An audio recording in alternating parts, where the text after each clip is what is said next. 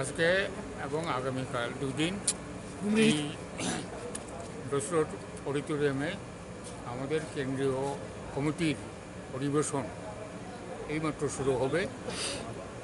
এই কেন্দ্রীয় কমিটির অধিবেশন পূর্ণাঙ্গ অধিবেশন।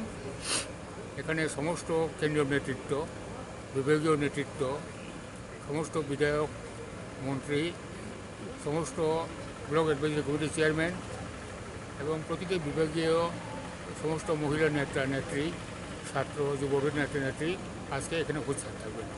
এখানেই আমাদের আজকে চূড়ান্ত সিদ্ধান্তটা আমরা নেব এবং তা ঘোষণা করব।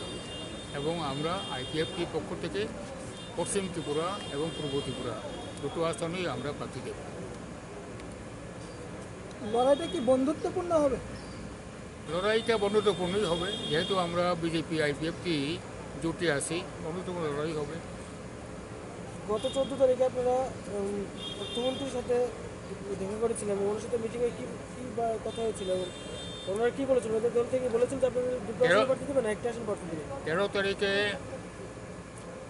সর্বভারতীয় জেনারেল সেক্রেটারি রাম মাধবের সঙ্গে আমাদের আনুষ্ঠানিক বৈঠক হয়েছে। সেই বৈঠকে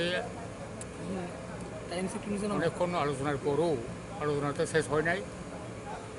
ওইটাই 14 তারিখে 14 তারিখে 6টার সময় অর্থমন্ত্রী ডেপুটি চিফ মিনিস্টারের বাড়িতে বিজেপি আইপিএফটি নেতৃত্বদের বৈঠক হয়েছে।